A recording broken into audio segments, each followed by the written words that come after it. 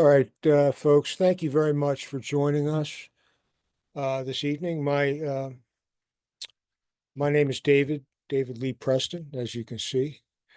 I'm a longtime member of the organization, the name of which is written across my T-shirt here. Welcome to our April 2025 Zoom program, the 16th in a free series that began in January 2023.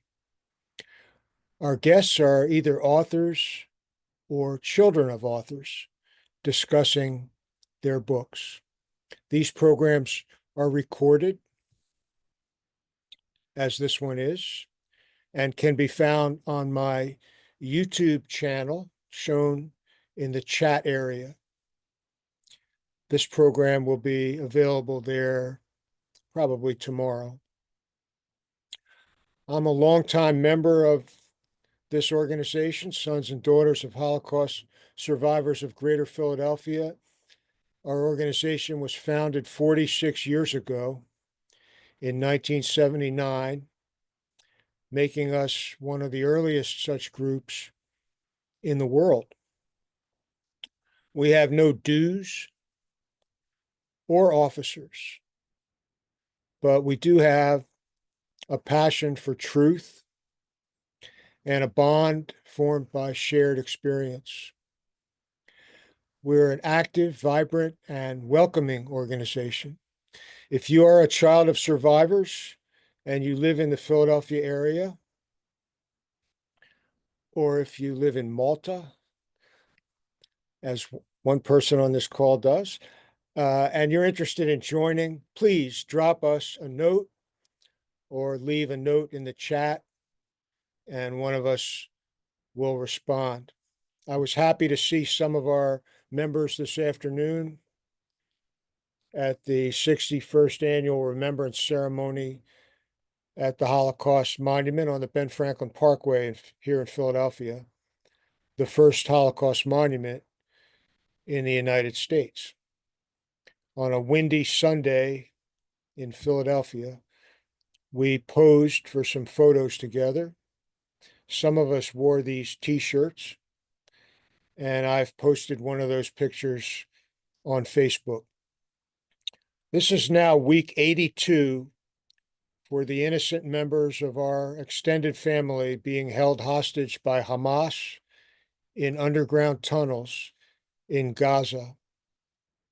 Our organization stands firmly with Israel in its effort to obliterate that terrorist group. We seek the safety and speedy return of the hostages, and we pray for the safety of the brave Israeli forces responding to the terror of October 7th, 2023. Today, I have the pleasure of hosting a discussion with Dan Schwarz, a psychologist who lives in Ambler, Pennsylvania, and whose office is in Jenkintown. Dan's mother, Bertha Teitelbaum, was a child survivor of the Holocaust. She was born in Antwerp, Belgium, in 1933, and after the war, she and her mother and two sisters were able to immigrate to Palestine, where they helped to build the new state of Israel. After serving in the Israel Defense Forces and getting married, she emigrated to the United States. Dan's mother died 3 years ago this month, but not before seeing the publication in 2020 of her book, Memories of a Stolen Childhood and a Life Fulfilled, which is available on Amazon. Dan is going to show us a 25-minute video about his mother, which was produced by the Holocaust Awareness Museum and Education Center located in Elkins Park, Pennsylvania. And he will be happy to take your questions at the end of his presentation. You can put questions in the chat area at any time, or simply raise your hand to ask a question after Dan's talk. Our program will run about an hour.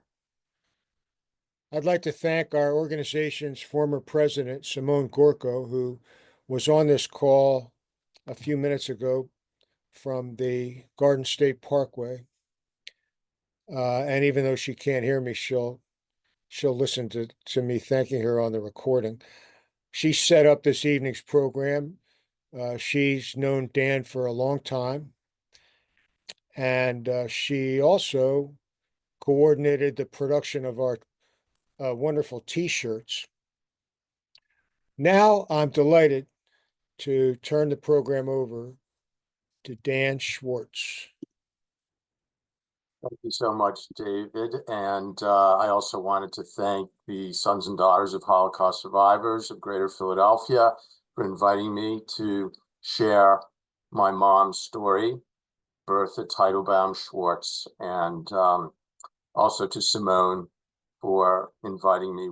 We are fellow psychologists, and I've known her for quite a long time. So I just want to take a few moments to share. I'm also on the board of the Holocaust Awareness Museum and Education Center.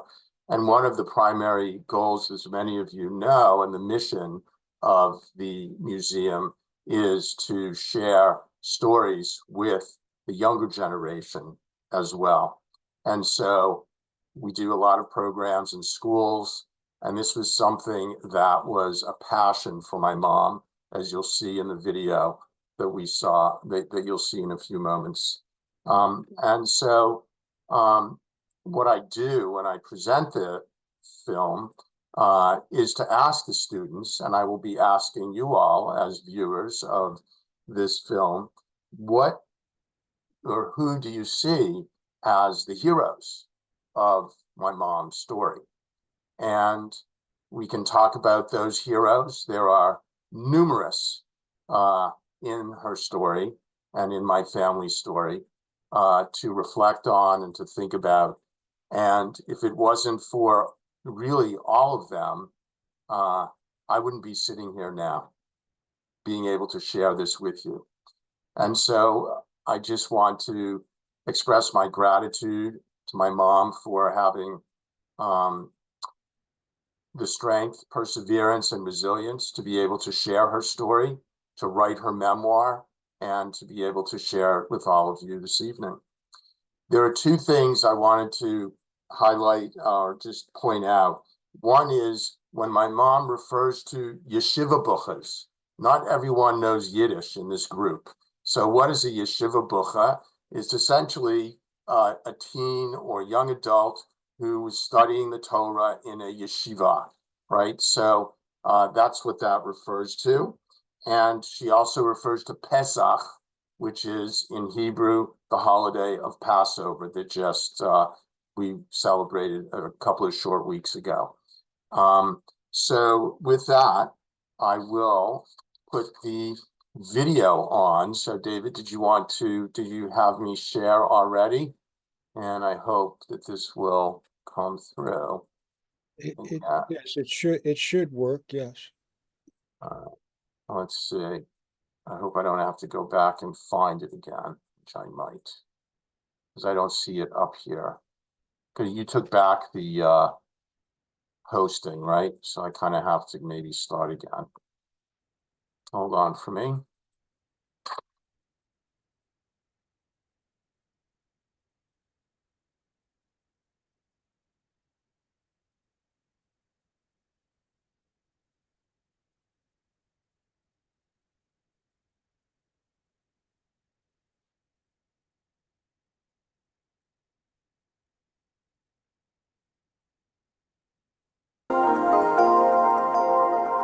Are you hearing and seeing it okay?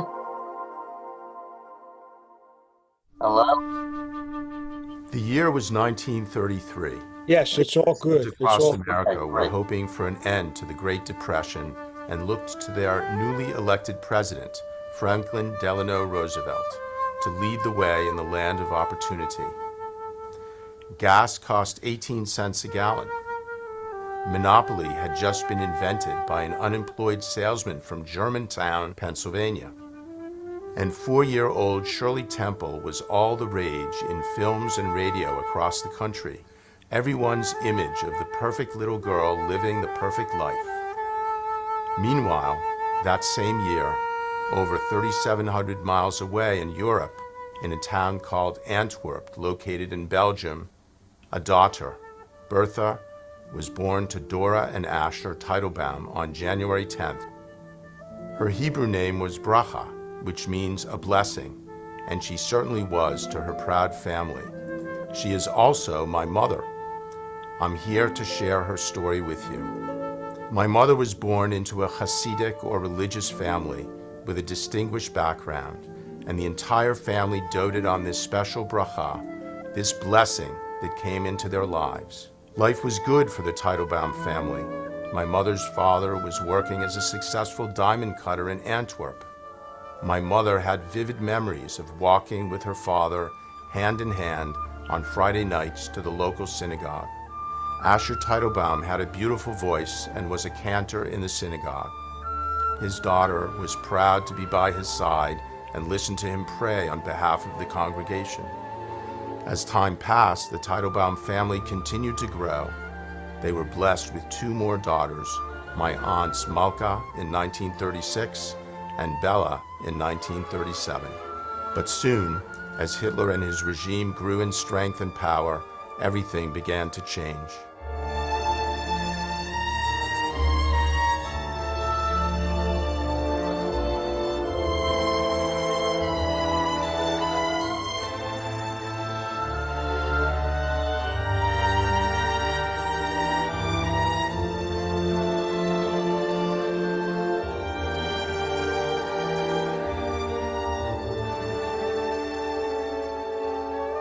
As my mother recalls in her memoirs, we had a radio, and I could tell the news worried my parents.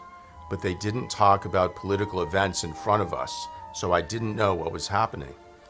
I could sense the tension, though, and I knew my mother was very worried about her own parents living in Germany. My family managed as best as we could because, as Jews, when we went into the streets of Antwerp, we felt we were being watched and were unwelcome in the non-Jewish community. Their world was changing, and quickly. On November 9, 1938, anti-Semitism reached a new level of evil, going from harassment to violence with Kristallnacht, otherwise known as the Night of Broken Glass, decimating the Jewish communities in Germany and Austria.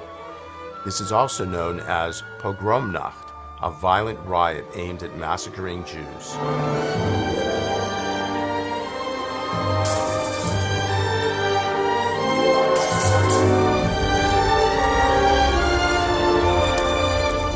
Synagogues were torched, Jewish homes, schools, and businesses vandalized, and close to 100 Jews were killed that night. All Jewish businesses were marked with signs stating, "Do not buy from Jews," forcing Jewish businesses to close. In the immediate aftermath of Kristallnacht, some 30,000 Jewish men were arrested and sent to Nazi concentration camps. Back in Antwerp, my mother, who was 7 years old, woke up one day ready to go to school as usual, but could see things were changing drastically before her eyes. The adults were rushing around the apartment, frantically throwing all of their personal belongings into suitcases. No time for explanations. Just like that, they must leave. Every Jew had to escape while they could before they were trapped under the murderous German invading regime. My mother and her family lived near the train station, and along with throngs of other Jews, hoped to board a train to France. She recalls in her memoirs, "Father found a train going to southern France, pointed it out and shouted to us to get on it. He didn't have tickets, so he picked each of us up, shoving my sisters and me onto the train through open windows. Everyone crowded and pushed to get on the train. It was unbelievable. Everyone was thinking the same thing, to escape the invading Germans, and only those who could get away quickly had a chance to be saved." For 8 days they traveled on that train with the Germans continuously bombing from above. There was no water, no sanitation. Occasionally stopping, they were able to use the bathrooms in the stations and were able to purchase water. Finally, The train arrived in a small town in France by the name of Villemur. Only half the people who started the journey remained on board. They were all met by the Red Cross. They were able to sleep in a gymnasium on cots, eventually being assigned a small 2-bedroom apartment, but with no running water. Somehow the family managed, but they knew they couldn't hide forever. They would be discovered. There was a demarcation in France between the northern and southern regions. Villemur was located in what was known as the Free Zone in the south of France that was controlled by the Vichy government, not yet occupied by Hitler's regime. They were Jews, and France was quickly falling under German occupation. When that day occurred, the Teitelbaum family was transported to Brent's internment camp, located in southern France. The Brent's camp was created in 1939 when 20 barracks were built to house a welcome center for refugees. But in the summer of 1940, the camp was emptied to make way for an accommodation center for foreign Jewish refugees. For many of these people, Brent served only as a stopping point on the way to death at Auschwitz concentration camp. When they arrived, my mother and her family were all very cold, very hungry, and their health was deteriorating quickly. After 3 months in Brent's, 4-year-old Bella contracted diphtheria. Ironically, her illness turned out to be a blessing. Those running the camp feared an epidemic and evacuated everyone but the Teitelbaum family, who stayed by Bella's side through the entire ordeal, and others who were ill. Those transported were eventually sent to Auschwitz and to their deaths. By sheer determination and bravery, Asher Teitelbaum was able to obtain false documents for his family, and a nighttime escape was planned. My mother writes, "Once it got dark, the guards were not very careful, and one night, my parents, grandparents, sisters, and I snuck through an opening in the camp fence. There was no moonlight that night, so we held hands to make sure we stayed together as we tumbled up and down the hills.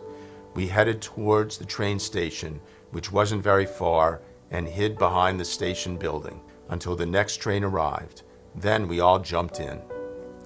Eventually, the family arrived at a small French village, Orgueil, where they were told Jews were being hidden.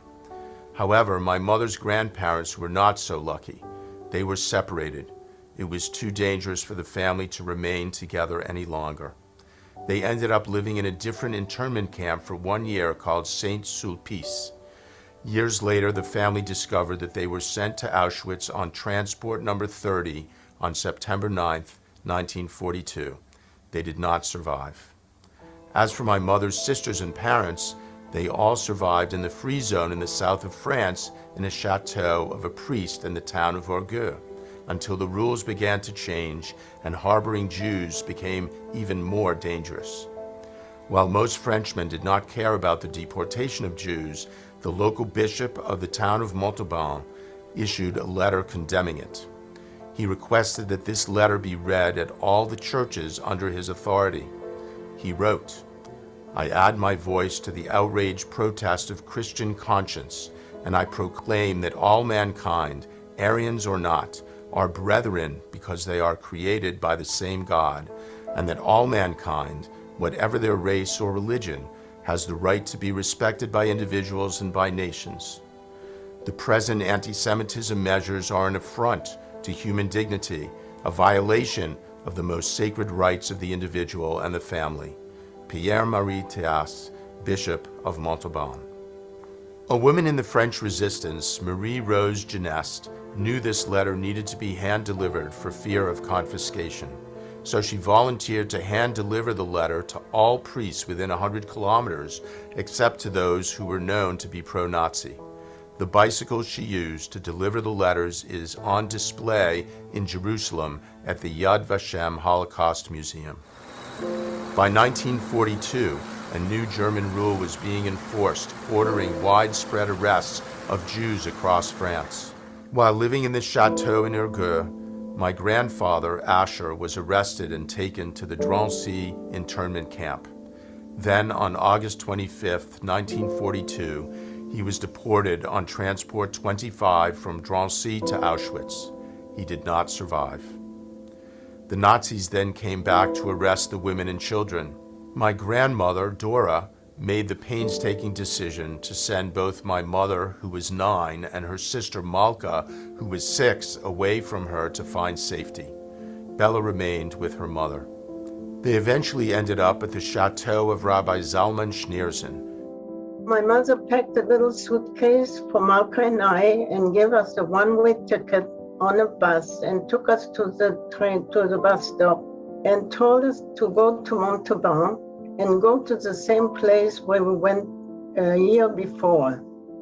When I arrived to the train station and got off with my sister and tried to find the place where I had to remember where it was a year before, the door was closed and there was nobody there to meet us.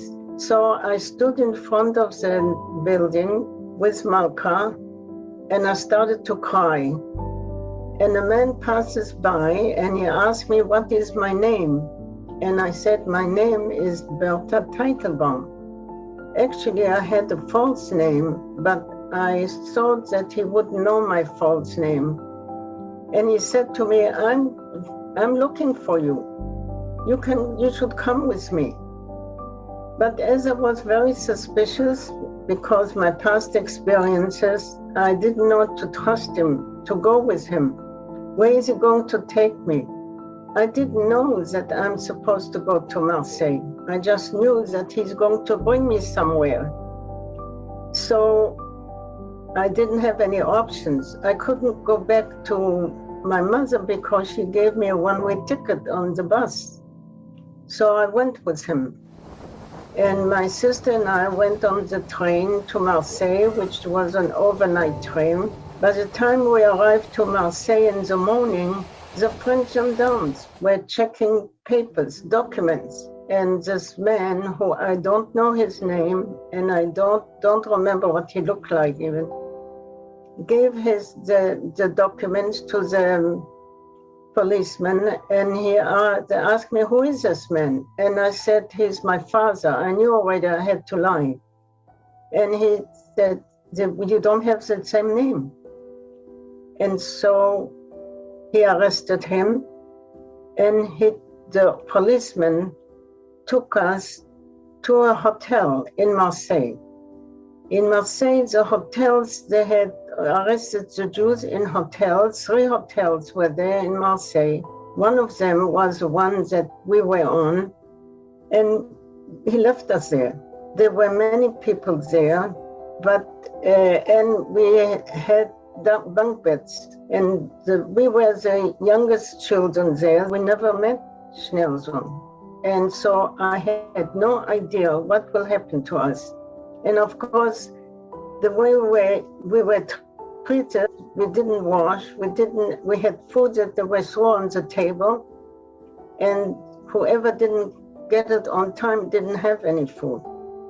So we were there for about 2 weeks or longer, and then all of a sudden they said, the Teitelbaum, where are the Teitelbaum sisters? And so I looked up and I saw that 2 yeshiva boys were there, and they came to pick us up. I have no idea how Schneerson knew that we were in that hotel. But anyway, he found us, and the yeshiva boys took us to Rabbi Schneerson in a place in a chateau called La Vieille Chapelle, and this is where we met the first time Rabbi Schneerson. My sister Bella couldn't join us because she was sick. So she stayed with my mother, and a month later, another from the French resistance, they were helping to transport Jews from one place to another with false documents. So my younger sister Bella came and she joined us. This is how we met Rabbi Schneerson. Rabbi Schneerson was a special person. Many people sent their children to the southern France, to the Vichy government, because supposedly it was a safe place for the Jews because it was not under the German police. we thought we are safe, but actually we were not. The yeshiva boys had to hide behind the chateau in the woods. And sometimes we had to bring them food because we never knew when they came. So we had guards watching how the police car came to us, and we knew already what to do. And this is how we lived until we had to move away from Marseille to another hiding place in Demeux. I will say this, that Rabbi Nelson was also in touch with many of the people that were in the different camps. In France alone, there were 26 camps, like the one that my father was there. And that means that the French were also arresting the Jews and putting them into camps. They were labor camps. They were not camps like Auschwitz. It came Pesach, and Rabbi Nelson was in touch with quite a few of these camps, and they asked him, they would send him letters and requested all kind if it was helping with medication. And then came Pesach. And it is just wonderful that we're interviewing today before Pesach, because what Rabbi Nelson did after he got a letter from a rabbi in a camp telling him that Pesach is coming and that he never ate the chametz. That will be the first time that he doesn't have matzah. And so what Rabbi Nelson did, he ordered someone to build an oven, and we children were making the matzah and baking it and sending it to these camps.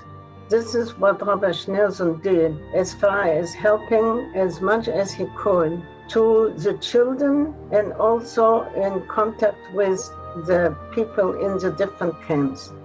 When it became too dangerous to stay at even this chateau, they eventually were all smuggled into Switzerland under the most dangerous of conditions. 2 days after crossing into Switzerland, the borders were closed.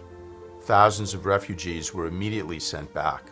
Though Switzerland opened its borders to some 25,000 Jews fleeing the Holocaust, it closed its gates entirely on another 30,000.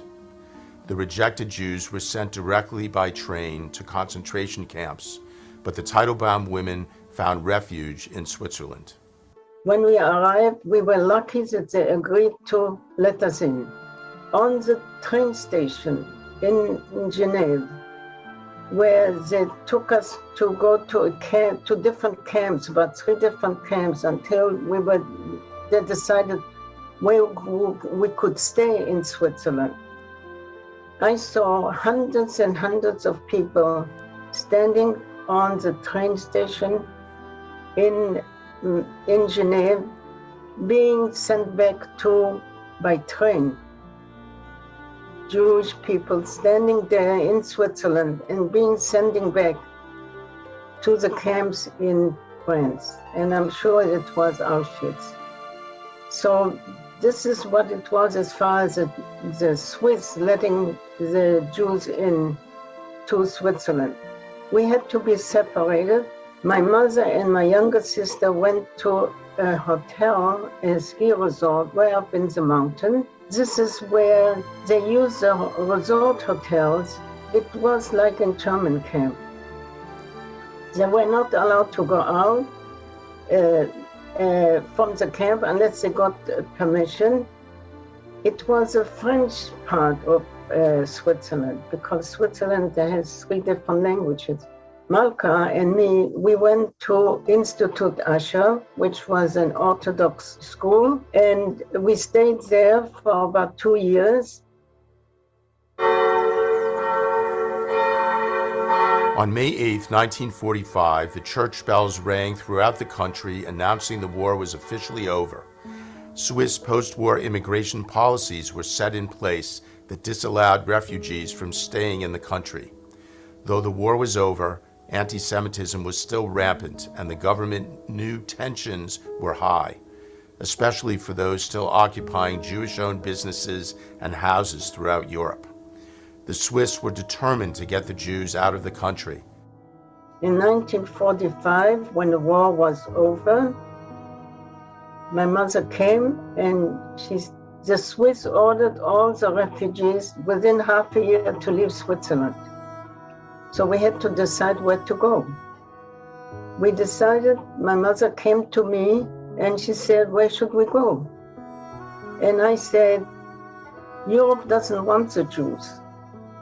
And so we had to decide, do we want to go back to Antwerp and maybe we'll meet our father, or we'll go to Palestine. This is where my mother had 2 brothers and a sister. The decision was made by my mother and her family to go to Palestine, the future state of Israel, the Jewish homeland. On September 5th, 1945, my mother, her 2 sisters, and my grandmother boarded the ship called Mataroa. It was overcrowded with Holocaust survivors that included many children who survived the concentration camps. It was time for another new life for a family that had suffered great loss. On May 18, 1948, Israel was declared an independent state, but the Arab countries surrounding Israel would have no part of it, and thus began the War of Independence. By 1950, on her 18th birthday, my mother enlisted in the IDF, the Israel Defense Forces, and served her country with pride and honor, eventually becoming a corporal. During the end of her service, she met her future husband, Michael Schwarz, and married in 1955. Before they started a family, the decision was made to move to America for the financial opportunities that were available in this country. They settled in Massachusetts and raised 3 children, Mira, Ronit, and me. As a Holocaust survivor with an abnormal childhood and lack of opportunities, witnessing the development of her own children and eventually grandchildren was a great blessing. To simply be part of birthdays, graduations, and happy occasions gives my mother great joy. Bertha Teitelbaum Schwarz lived her life spread out over 3 continents. Her story is one of inspiration and perseverance. She has dedicated her life to sharing her story and a call to future generations to never forget the history message of the Holocaust. I decided to go and talk to children in schools here in Baltimore after I moved from Boston to Baltimore. I've been doing that for the last 10 years, and the letters I asked to write me letters, and I have all those letters that I cherish, and I think these letters are very important. And I wish I would meet those children that have grown up and remember what I told them. And in the end, as my mother has shared with me, we, the generation that suffered and lost our families, our homes and grandparents and parents, are the generation that sacrificed, participated, and witnessed the dream of having our homeland for the Jewish people, Israel. My mother was a child during the Holocaust. These children were persecuted during the Nazi era in ghettos, in concentration camps, in hiding, on the run, or were forced to leave Nazi-occupied Europe. My sisters and I are part of the next generation, descendants of survivors of the Holocaust. Our objectives are to keep alive the memory of the 6 million Jews, including the 1.5 million children murdered during the Holocaust, and to pass on the lessons and legacies to future generations. It is our responsibility to put a spotlight on the stories of survivors. As they diminish in number but grow in strength, we will never forget.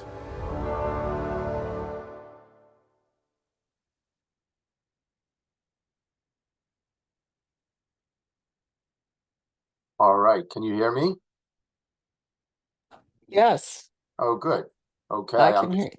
I want to say thank you so much. I totally was engaged and could not take my eyes off of what was going on and the images and the history.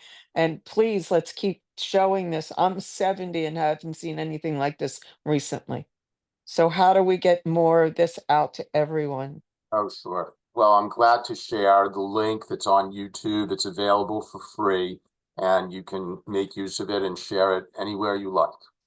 I do have, just in the last image here, the title of the book, and you can see on Amazon the link to get it if you put in my mom's name, Bertha Schwarz, and the title, that you'll be able to find it there. Okay? Dan, Yes. I think I speak for everyone on the call that this was really very, very moving. Good. And I'm so glad. of course, it was made while your mom was still alive, so she had a chance to watch it, and curious to know what she thought about how it came out. Oh, she approved of it completely, and put a lot of time and energy into, her part. We did a whole interview with my mom and Sally Mitlis, and recorded her as she was sharing different parts of her story. So it was all with her approval, just as her memoir was created. My sisters and I helped my mom. English is not her first language, but she spoke quite well, and she wrote all of it out, but had a lot of help and support, including working with someone who's on the call that I really want to acknowledge, and that's Harriet Jackson, who has a lot of her own awareness and research, especially about the French resistance.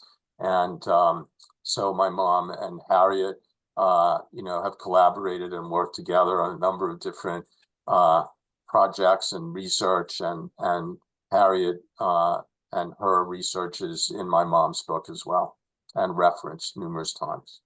Thank you.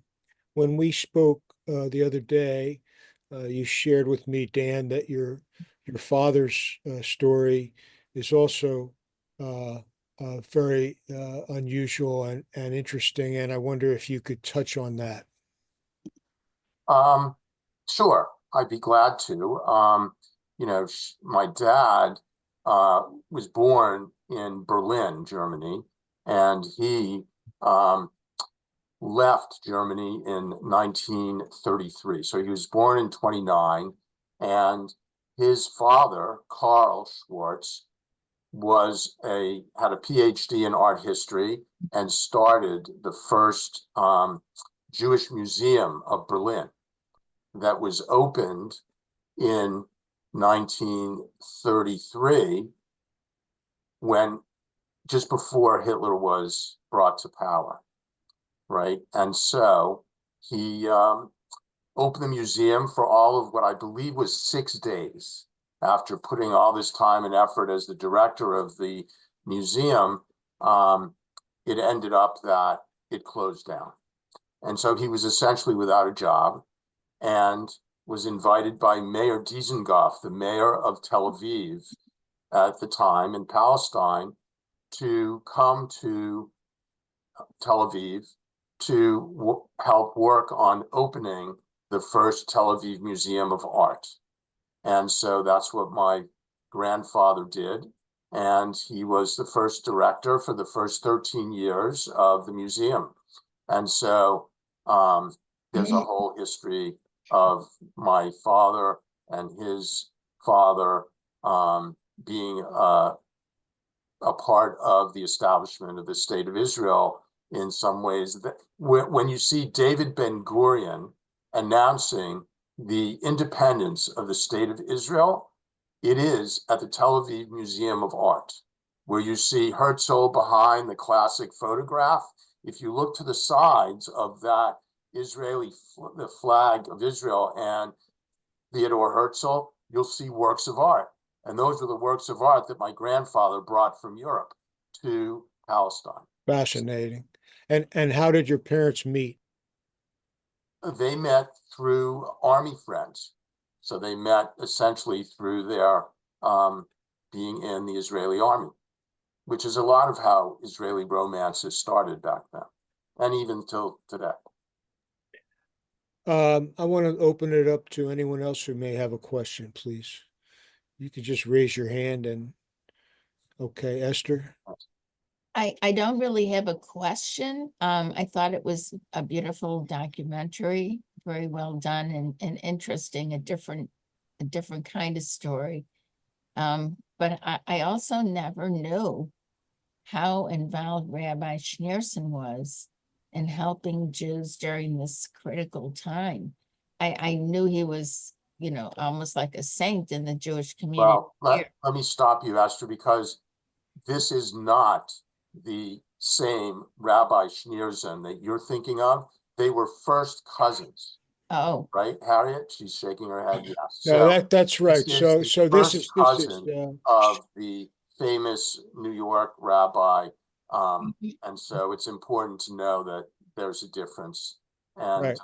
you know, my mom actually, and Harriet, you know, this, stayed in touch with, and so does my sister Mira, stayed in touch with the daughter of Rabbi Schneerson, who, I don't know, is she still living, Harriet? It's amazing. I mean, she must be in her mid to late 90s by now. And she was married to, I mean, there's her last name is Kaulbach. So there's a whole Kaulbach, as you know, the famous Rabbi Kaulbach. And so that's a family connection. She married into the Kaulbach family. But my mom and, you know, the daughter of Rabbi Schneerson stayed in touch for many years, met through Harriet, I think, through Yivo, I believe, and had all kinds of times that we met in New York, and they met with each other over the course of a number of years. So Right. So if you Google the name that I just posted in the chat, that will take you to a very extensive summary of this Rabbi Schneerson's life and his connections with the other relatives and all of his efforts in France. It's a pretty comprehensive bit here, and probably it- written, if not, not mistaken, by Harriet Jackson. I wouldn't be surprised. okay, well, that's quite possible. But anyway, yes, I think that's a very, very interesting aspect, Dan, of your family's story, is the connection with this Schneerson, who also, of course, was a significant Lubavitch rabbi. Lubavitch being one of the Hasidic dynasties that has not just survived but flourished after so many of them were lost in the Holocaust. But very good question, Esther.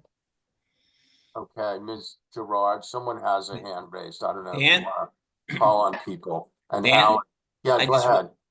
Just wanted to thank you for the wonderful presentation. It's just beautiful to hear you speak and see your mother and hear the story again. Thank you. Thanks, Alan. Alan is one of my dearest friends, and thanks so much for coming. And you knew my mom well, and you know, we've hosted her numerous times, especially over the high holidays up here in Philadelphia.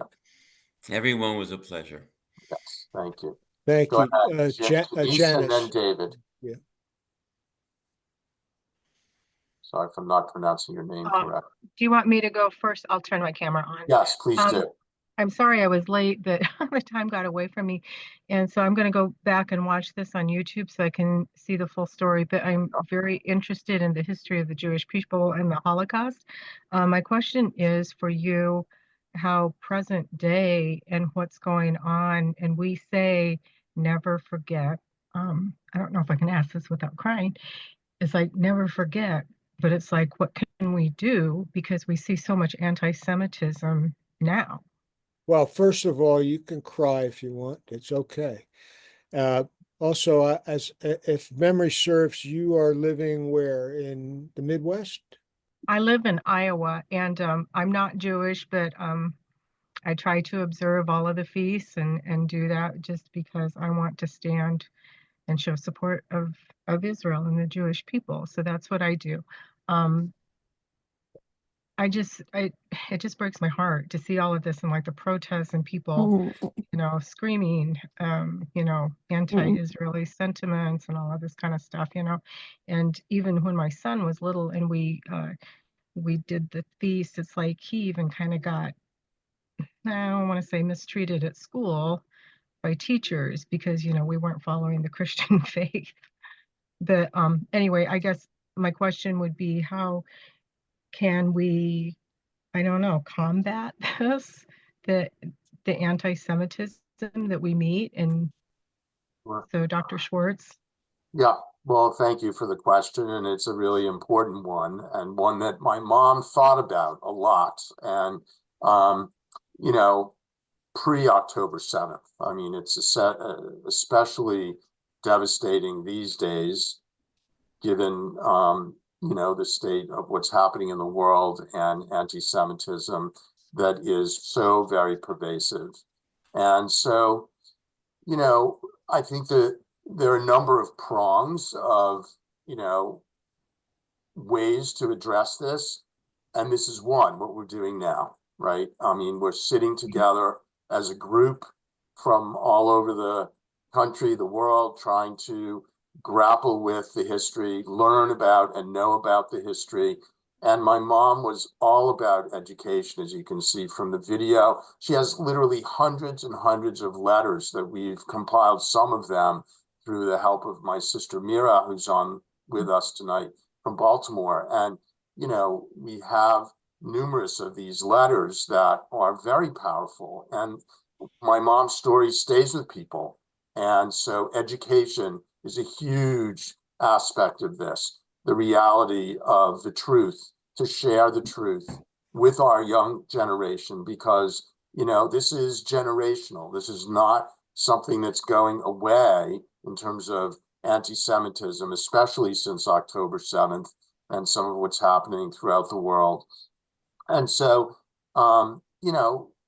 that's why I am so involved with Holocaust education, going to schools, sharing her story through video, through other means. And I think that's number one. Number two is some legislation, right? The Holocaust is not required education in our country. It's not. And, in my opinion, it is in some states like New Jersey, but not in Pennsylvania, where I'm sitting. And why not? It's recommended, but it's not something that is required. And it should be, because so many of our students, especially college students, who are being so swept up in, the mistruths and misinformation and fake news and all the information that's being spread on the internet that is not true, and just going to the most convenient demonstration to be swept up in the passion of the moment, right? Which young people are prone to do at times. So, we need to address that. And one way of doing that is saying, let's, advocate for Holocaust education being required. So the truth is told. So people, students in our classrooms know. The other part is to deal with the misinformation, right? And that's complex. And I'm a part of listservs that are combating anti-Semitism on our campuses, in our hospitals, in our medical schools, that is pervasive. And people that are treated in ways that are, Jewish employees, students that are being treated in an anti-Semitic way because of their just being Jewish, and being threatened on college campuses, or in, being treated in a hospital by someone who may not agree with how Israel is handling some of the war since October 7th, it's not okay. And we need to call out the pervasive amount of misinformation that's online. And there are numerous organizations that I'm connected to that are attempting to do that. And I'm glad to share that with this group, if you would like. Thanks, Dan. David Haas, I think you had a question. Yeah, I do. Dan, thanks. my parents were interviewed by the Shoah Foundation and by the Holocaust Museum, and it never occurred to me to use video from their interviews to narrate their lives. I think you did a really excellent job. Thank you. My question has to do with the Netflix series Transatlantic. You mentioned that your mother and sister spent time in Marseille, and I wonder if there was any intersection between their time in Marseille and the work that Varian Fry did to get Jews out of Marseille. Wow. I don't know the answer to that question. Harriet, do you have some input to provide in that regard? So I know that there are different Jewish organizations that helped, to get Jews out of Europe after the war. But in particular, what you're referring to, David, I will let Harriet share what she knows about it. So, hi everyone, Harriet Jackson, and I studied French history and actually worked as the historian at YIVO as the French historian in 2005, 2006, and I was given the task of processing the papers of Rabbi Zalman Schneerson, which is how I developed a certain expertise on Jews in France during the Holocaust and how I know Dan's mother, Bertha Teitelbaum Schwarz. So to answer your question, David, about Varian Fry, so yes, from Marseille, he helped provide visas to, I would say, like the elite, the cultural elite from Germany and Austria. So famous writers and artists like Chagall, they were able to get visas through the help of Varian Fry. The American government, if I remember correctly, was angry that Varian Fry was doing this and terminated his position. The organization that he founded is now called okay, I have a block. It's the prominent refugee organization. I have a block to it because it has become somewhat anti-Jewish, anti-Zionist. Is it highest? No. It's the refugee. Oh God, I can't believe it's the refugee something committee. So anyhow, so Varian Fry was in Marseille and was successful in getting out the cultural elite from Europe. And I would say that in a parallel way, Zalman Schneerson, again related to the Rebbe, he was in Marseille from 1940 until 1942. And during that time, he also helped secure visas for Jews. So to make a gross generalization, to a certain extent, many Jewish groups throughout Europe tried to save the Jews who they knew, so that yeshivas were saved by Orthodox Jews who knew them. The people in France who went to Zalman Schneerson, they knew that he was an Orthodox Jew. They knew that he was the head of a yeshiva. They knew that he was the head of a social service agency that provided kosher food for immigrants who were in France illegally and couldn't get jobs and had no money. They knew that they could go to him for the soup kitchens that he provided. Their children could learn in his schools. And so the point I want to make is that there were parallels to Varian Fry, with Jews really trying to take care of each other. And the Joint Distribution Committee was extremely active throughout the war in trying to help bring Jews out of Europe to safe safe havens. And as you know, there weren't too many. And my father was a Holocaust survivor from Germany. Dan, I forgot that your father was from Germany. Mine was too. We need to talk.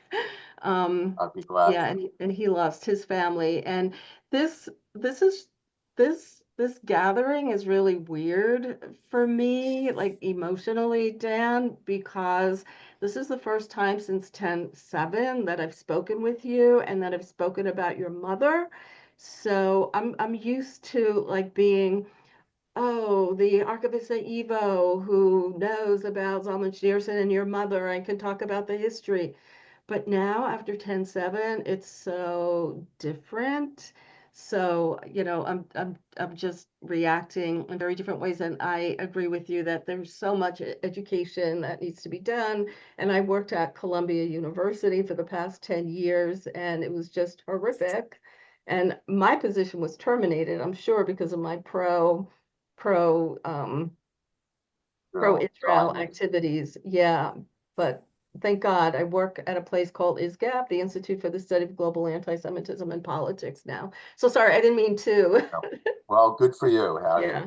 Carry on and keep doing the good work you're doing, and thank you for your input. Absolutely. And for those who want to learn more about Varian Fry, very easy to Google him. There's a very long piece about him on Wikipedia. It's Varian, and the last name is Fry, Fry. We're coming close to the end of our program. Does anyone have anything that you'd like to add, or would you like to ask of our guest? If not, I will say that it's been a real honor and privilege to host this, Dan. And again, the recording will be available probably as early as tomorrow on my YouTube channel, which you can see in the chat area. I want to thank you very much, Dan, for participating with us this evening. And I want to thank everybody who joined the call.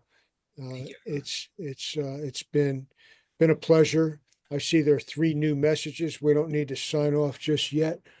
Okay, yes, the IRC, the International Refugee Committee. Yes. That's what you're referring to, Harriet. Yes, indeed. Well, thank you very much for having me. And if you would like, I can end with a few words from my mom from her memoir. Please. And this is in her epilogue. And I like to read this at the end of my presentation to the students. What you learn from life is something you take with you and use in many ways, and we must pass those lessons on to future generations. Those lessons come from the lives we lead and the history that shapes us. It is called our legacy. This is my legacy. Every person we meet should be treated with kindness. It was the kindness of a stranger who saved our lives in Montalban, one of the heroes I was referring to earlier. Support organizations that help immigrants. The Joint and immigrant organizations helped us to survive in France and Switzerland. Learn how your government treats refugees, immigrants, and their families. Are they treating those families the way mine was treated during the war? If the answer is yes, do what you can to change that. Do not remain silent. Speak out against injustice and racism. After many years of silence, I decided to speak to students and members of other organizations about my experiences during the war and after. It is a very important part of my life because I do not want the terrible historical events I lived through to be forgotten or repeated by any nation on earth. We need to survive together, and if we forget the past, we will not be inspired to make the world a better place for anyone. I offer a blessing and loving wishes to all of you for a happy life. many years of good health, enjoyment, and nachas.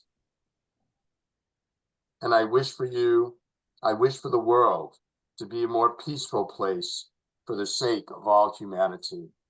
Remember, never forget. That's beautiful, Dan. Thank you. Dan, your mother's book is available on Amazon. Yes. And how can people get in touch with you? I can put in the chat my email address if that would help. And, you know, people can certainly let me know if you're interested in sharing the video or having me present like I did tonight at one of your schools, organizations. If not myself, HAMEC has a group of other second, third generation, but also Holocaust survivors still speaking. And so I'm glad to, you know, connect you to all of that as a resource as well. So here's my, I'll give you my Dr. Dan Psychologist at gmail.com. Okay. Okay. Very good. Dr. Dan Psychologist. At gmail.com. It was a pleasure, and thanks everybody for joining us this evening. So much for having me. Thank you. Thank you, Dan. Thanks It so was good much. to see you. Thank you so much. It was beautiful. Thanks, Hi, Harriet. Mira, if you're still there. Yeah. Good night, We'll be in everybody. touch. Good night. All right. Good night. Thank you. Good night.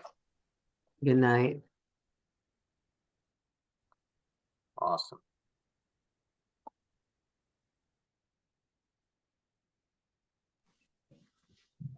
Great job, Daniel. Yeah, how did that Just go? you and me?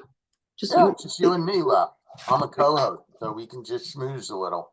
Oh, very Debrief from the good. day.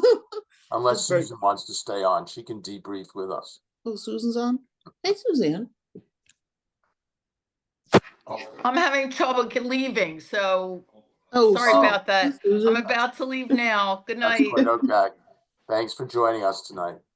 Thank you. All right, you All right. take care.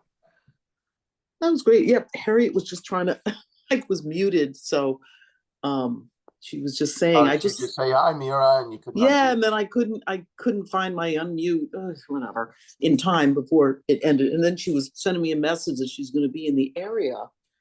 Oh, in Yeah. Baltimore? Yeah, she just said, oh, look, so, and I just sent you, let me look here.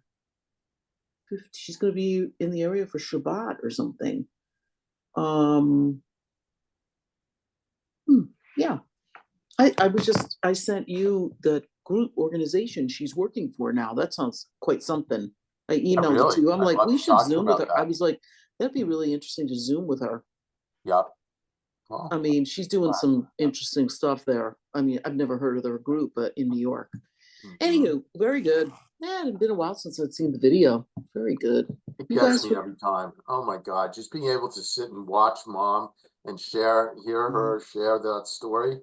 Yeah, she did it totally off the cuff. I can tell she wasn't reading anything. Yeah, it was amazing. I can see her eyes are like, yeah, I know what I gotta say. It was, Exactly. Yep. was that in 2021 that she I recorded think, the summer? yeah. Yeah. Well, it was actually just around Passover time. So, right, it was just before Pesach, right? In So 2021, it was- well after her book was out. So it wasn't 2020, Yes, so it had to right. be, yeah, I because think it came that's out right, in the summer 2020, right? 2021, probably, Mhm. you know, like March, April. yeah, something like 2021. that, like February or March, more like March, I think. Yeah, it's very good. It's very, very good. Yeah, it's You know, awesome. and when people asked what was interesting, that Asian woman from Iowa. Okay, wonder how she found out. Okay, You Get- know, it's amazing how non-Jews, you know, are interested. I mean, Yeah. there's another woman on that we're working with from this church, right? And she's not, she was raised Jewish and married a Lutheran priest. So she's an Oh. interesting lady. And we're Interesting is right. collaborating. Maybe she'll have, you know, so it just feels like interesting folks that are wanting to Interesting. learn and wanting to know and connecting with Judaism in a way that And so present Yeah. day, it's making me Yeah. think Yeah. I get a little more settled with life. Like, really, it's such a good tool for nowadays. And literally, you answered it very, very well about what do we do? Like, shit, since October 7, what do we do? And you said it very well, and adding mom's words into it, my God. Yeah. Yeah. Doesn't stop. So anyway, great job. Very good, very good. Well, best I could do for today. I had all kinds of other things ready. I had Ronit's thing, that she wrote about Asher. Oh, no. You And then can't. I Yeah. have all these, the memory books and stuff, but there's never any time. No, I mean, because the video is somewhat long. It's long. It takes up a chunk. Yeah. So, but people yeah. like it. I mean, I think at I least know, the and the older other people that have generation, questions. I mean, what I'm going to do actually, HAMEC, they've asked me to not show the video, but maybe just use certain clips from the video as a part of, more of a time that I'm speaking and less of the video. And so, I'm going to work with an intern on that and see what happens. Yeah. So, yep. Absolutely. Well, and hey, did you see the stuff we're finding out? I didn't particularly The know Stamler stuff. That's pretty wild. How you just got Usher's that. brother. Usher's brother. It was a whole, and that was all through Jeannie, Right. who, by the way, Ben Aviad is his name's all over everything on Jeannie. I'm like, oh, okay. And Zev as well. But yes, but this guy, he's like a second cousin once removed. He responded to me through Jeannie. So Ronit and Bella wanted to get his contact info. Because there's this whole other blog and site. And nice. Ronit said he was a lot older than Asher, like 8 or 9 years older. Okay. Asher's brother. Yeah. Full brother, not half. Yes. Yeah. Amazing. It's amazing, these it's a different last name. It doesn't make sense. Yeah. I know. Different last name. Yeah. So, hey, did you have your opening of your library? That was today? How did that go? Great. It was really good. Awesome. And then we had this DP camp, and we did a whole teaching about the partisan song and what it means to be an upstander, and to the religious school. To the students, their families, and then we had congregants, people online. It was good. Probably, I don't know, 60 people. Seriously, what a day! What a freaking day! Whew. Oh my God! And then I walked in downtown Ambler for gun violence prevention stuff today. Yeah, it was. I'm volunteered out now completely. I was wiped out from. I did with moms. We did Out of the Darkness walk at Towson. Dina went to school. It was the first time on a campus. Very good. Jeez Louise, all the stories, the students are like, they have a lot of good support there, but they're going like, oh yeah, I've been thinking about suicide a lot. I'm like, oh God. Between that, the neurodivergent kids coming up. Yeah, I'm neurodivergent. That's what it means. And then the families of the kids, people that have taken their lives. So tough.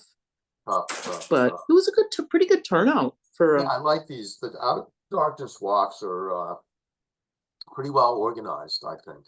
Well, and then because it was on Towson's campus, they have a lot of resources for the kids. It's sort of like, here's our response. It was very good.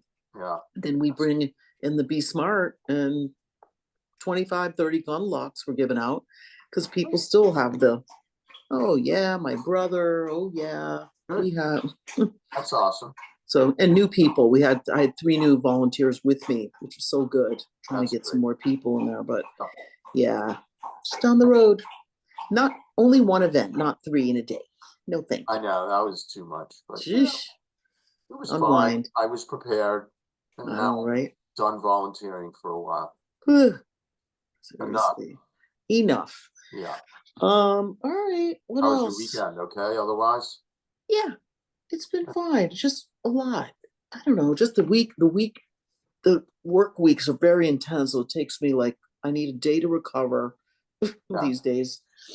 And we what else? I went to Dan's concert yesterday. Went for about half of it, and then I went to get Dinala. Came back from California. Oh, good. How was Good she visit. doing? Yeah, good. It was good. Saw Sam and B, and yeah, and Yeah, Estelle, how does she especially say Estelle. they're doing? Good. They're getting ready. Yeah, they're in ready mode. I'm going to talk to them as soon as we get off. I'm going to try to reach them with a few things I wanted to ask about. But yeah, definitely in. I know we're all working on our outfits. Very specific. I know. It's Yes. a lot of detail. A lot of details, right? I know Dan was talking to Sue about, or communicating about California ideas or something Okay. for your visit. When Yes. Pinnacle something, Sue said. Pinnacles? She wants to go to Pinnacles? That's what Dan suggests. Oh, we did? I think so. That's funny. San Juan Bautista area?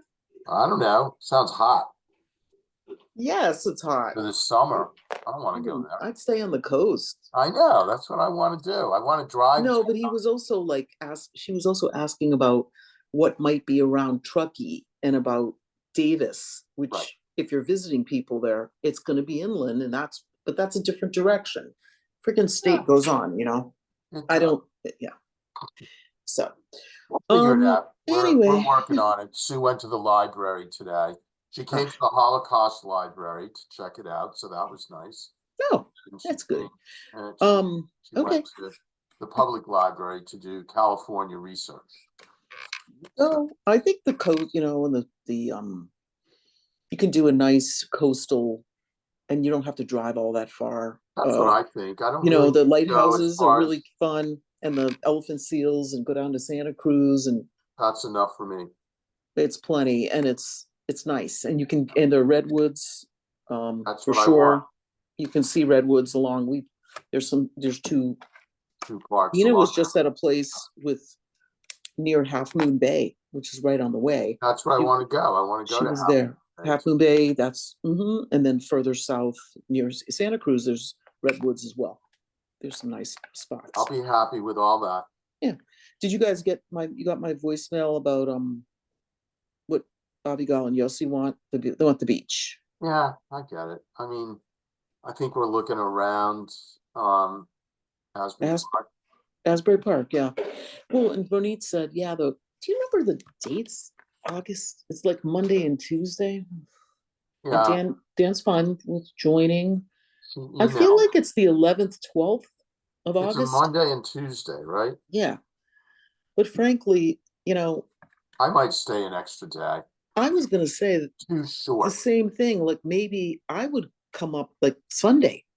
Why not come up Sunday? I would do Sunday, Monday, Tuesday. They can show up whenever they want. I don't know that we would stay longer than that, but Okay. I'll ask Sue what her feelings are on that. yeah. You know, I think we should just start doing the same thing in terms of I did a very cursory look around Airbnb. yeah, for doing A rental. yep. And I think so. Is Dina coming or she can't? I don't I think she just want to can. know how many we're looking for. Yeah, it's Dan. For us, I'd And say probably not Kenny. So it's 3 no, and right. 4. So 7 of us. But then in terms of rooms, that's what you want to. It's the room numbers. Yeah, I'm thinking probably So 4 bedrooms. 4 bedrooms sounds good. Yep. And when you can get Maybe a jacuzzi. okay. No cameras, please. Like last time. Please, no cameras. Yeah. Okay. Okay, I'll poke around to whatever. I just wanted you guys to know, like, Yossi was clearly the beach. Abigail was really okay with either, and you know, and what's it, an hour and a half from JFK, right? Something like that. It's fine. But I'm prepared to come. I'd like to. It's far to drive for so short. Yeah, it's a little further, so I'm like, why don't we just? I agree with that idea. And I don't want. Yeah, it's going to be part of a week for me. For us, not so. Yeah. All right. So let me look on the calendar just to confirm everything. I think I'm 99% sure it's August 11, 12. for them, so And that's maybe what I have. 10. So, yep. Oh, here's Zach Schwartz calling me. Why don't I let you go? Because I want to talk to All right. Sam and B. Okay. Hey, All right, Zach. Daniel. Great job. Thank you. So I'll look for Sunday, Monday, and Tuesday. Yeah. Okay. 4 bedrooms. Okay. Yeah, how'd you know? Holy Hi to schnookers. Sam and B. Okay, we'll do. All right. Okay. Bye. Thanks, Kiara, for coming.